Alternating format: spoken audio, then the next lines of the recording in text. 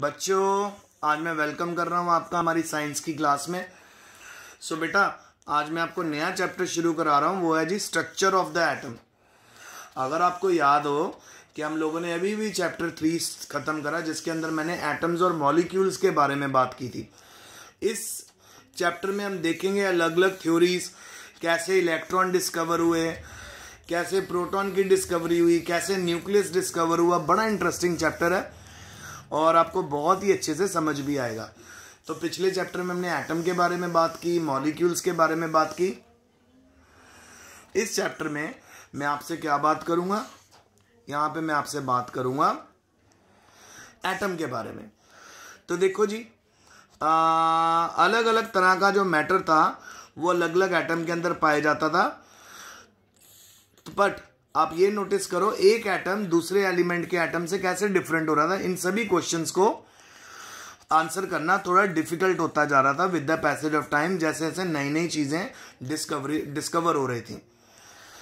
ठीक है, तो एटम को के बारे में हम बोलते हैं कि एटम को डिवाइड नहीं किया जा सकता, उसको तोड़ा नहीं जा सकता। तो क्या सच में ऐसा था?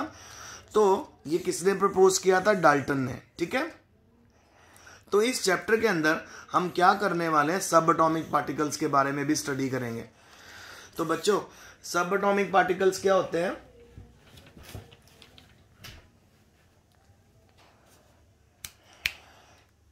सब एटॉमिक पार्टिकल्स होते हैं बेटा जो एटम के अंदर मिलते हैं। एटम के अंदर आपको इलेक्ट्रॉन्स रिवॉल्व होते हुए मिलते हैं, और वो इलेक्ट्रॉन जो बेटा रिवॉल्व हो रहे होते हैं, वो रिवॉल्व हो रहे होते हैं अराउंड द न्यूक्लियस। ठीक है, इसी तरह आप अगर न्यूक्लियस के अंदर चले जाओगे तो न्यूक्लियस के अंदर बेटा आपको प्रोटॉन्स भी मिलेंगे, न्यूट्रॉन्स भी मिलेंगे। तो उनको सब एटॉमिक पार्टिकल्स बोलते हैं। सब एटॉमिक पार्टिकल्स वो पार्टिकल्स जो एटम के अंदर पाए जाते हैं। ठीक है, तो 19th सेंचुरी के खत्म होने तक जो मेजर चैलेंज था साइंटिस्ट के लिए, वो यही था कि वो किस तरह से एक्सप्लेन करें एटम के स्ट्रक्चर को, किस तरह से एटम के स्ट्रक्चर को स्टडी करें। तो ये उनके लिए सबसे मेजर इशू था, क्योंकि उस समय हर कोई चाह रहा था कि एटम को अपने ही मॉडल के साथ वो एक्सप्रेस कर सके। हर साइंटिस्ट अपना मॉडल पे सामने लेकर आता था, पर कोई ना कोई उसके अंदर डिसएडवांटेज या ड्रॉबैक निकल जाता था, जिसके करके उसका मॉडल फेल हो जाता था। आगे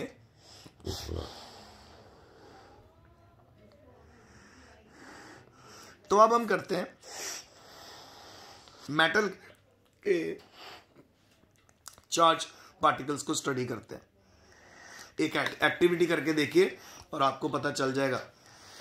आप अपने सूखे बालों को कॉम्ब करिए, और आपने क्या करना है, एक पेपर के छोटे छोटे पीसीस कर लेने हैं।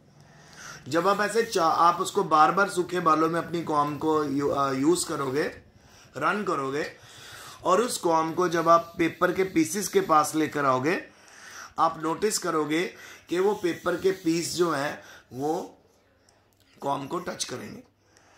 इसी तरह आपके पास रब करिए, ग्लास रॉड है आपके पास, उसको आप सिल्क के कपड़े के ऊपर अच्छे से रब करिए, और उस ग्लास रॉड को आप फूले हुए बैलून के सामने लेकर आइए।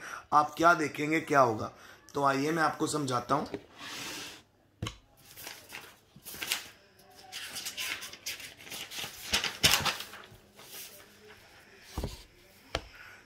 इस एक्सपेरिमेंट में हमने कुछ चेक करना है, तो आइए देखिए क्या चेक करना है।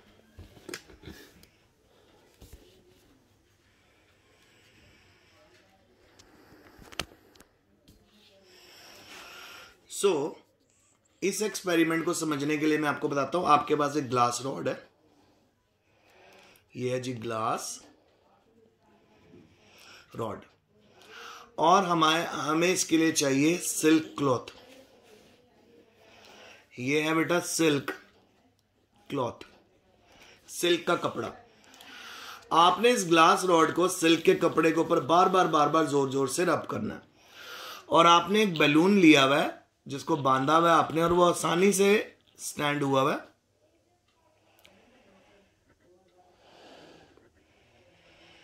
ये रहा वो बैलून। अब इस ग्लास रॉड को जब आप सिल्क के ऊपर बार बार रब करोगे, उसके बाद आप जब इस रॉड को स्लोली स्लोली बैलून के पास लेकर आओगे, आप नोटिस करोगे बैलून ग्लास रॉड की तरफ खींचेगा।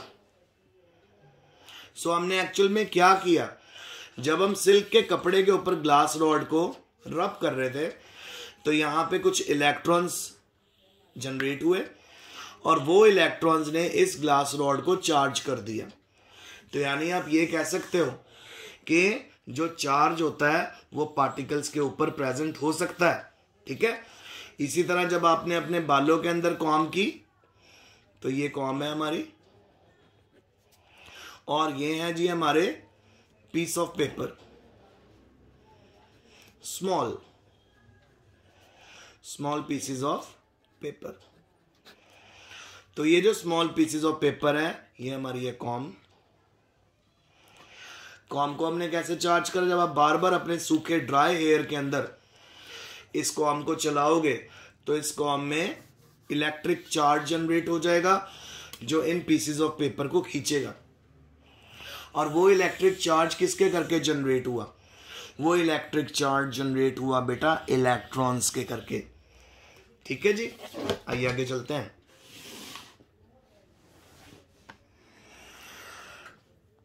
ओके,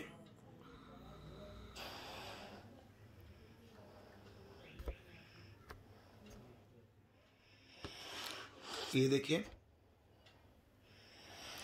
इन एक्टिविटी से हम क्या कंक्लूजन निकालते हैं कि जब हम दो ऑब्जेक्ट्स को आपस में टच करते हैं वो इलेक्ट्रिकली चार्ज हो जाते हैं। और ये चार्ज कहां से आ रहा है, इसको आंसर हम कर सकते हैं एटम को स्टडी करके। हम ये जान सकते हैं कि atom is divisible and consist of charge particle. Atom को भी डिवाइड किया जा सकता है और उसके अंदर से चार्ज पार्टिकल्स को स्टडी किया जा सकता है।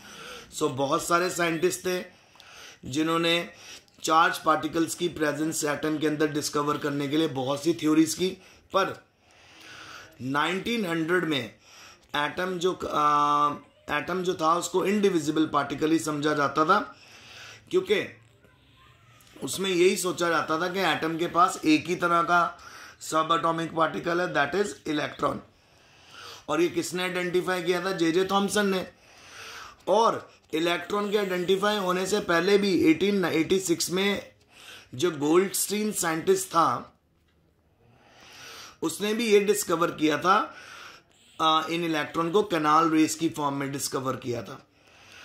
और फाइनली ये जब रेस की डिस्कवरी हुई और जो कैनाल रेस थी वो पॉजिटिवली चार्ज थी। ऊपर मैंने आपको इलेक्ट्रॉन की डिस्कवरी बताई, नीचे मैंने आपको प्रोटॉन्स की डिस्कवरी बताई जिनको हम चार्ज पार्टिकल बोल रहे थे, कैनाल रेस बोल रहे थे। और ये रेस थी जो पॉजिटिवली चार्ज थी। और फाइनली एक और नया सब एटॉमिक पार्टिकल डिस्कवर हुआ, इलेक्ट्रॉन एंड प्रोटॉन। इन सब एटॉमिक पार्टिकल का ऊपर चार्ज भी प्रेजेंट होता है।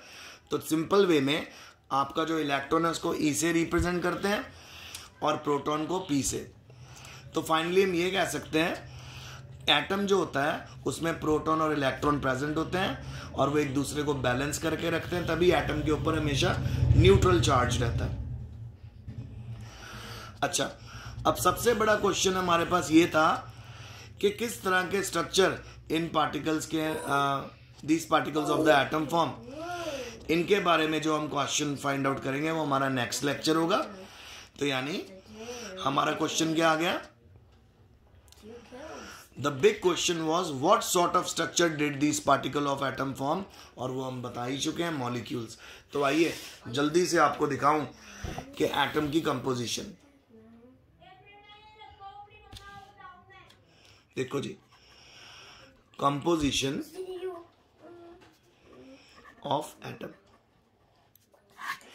एटम के बेटा सेंटर में होता है न्यूक्लियस, ठीक है जी। उसके अराउंड होती हैं शेल्स और इन शेल्स में रिवॉल्व होते हैं इलेक्ट्रॉन। सो एटम के सेंटर में न्यूक्लियस, न्यूक्लियस के अराउंड होती हैं शेल्स और शेल्स में क्या होते हैं, इलेक्ट्रॉन्स रिवॉल्व। और अगर हमारा ये न्यूक्लियस है, इसको अंदर स्टडी करें तो इसके अंदर सब एटॉमिक पार्टिकल क्या क्या मिलेंगे?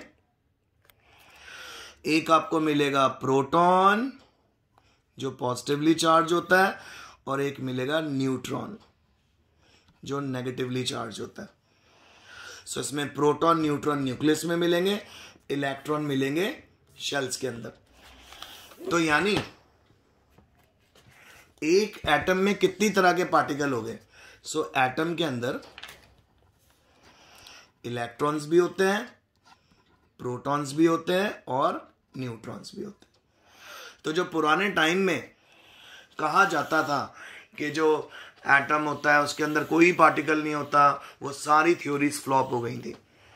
तो आज मैंने इंट्रोडक्शन दी है, ये पेज भी मैं आपको भेज दूंगा, तो प्लीज़ इस लेक्चर को बेटा बहुत अच्छे से सुनना समझना। ये हमारा चौथे चैप्टर का पहला लेक्चर है जिसमें मैंने आपको इंट्रोडक्शन दी कि एटम के अंदर सब एटॉमिक पार्टिकल भी होते हैं। ये ना सोचें कि एटम के अंदर कोई और पार्टिकल नहीं होता, इलेक्ट्रॉन भी होते हैं, प्रोटॉन भी होते हैं, न्यूट्रॉन भी होते हैं। नेक्स्ट लेक्चर में फिर मिलेंगे, टेक केयर।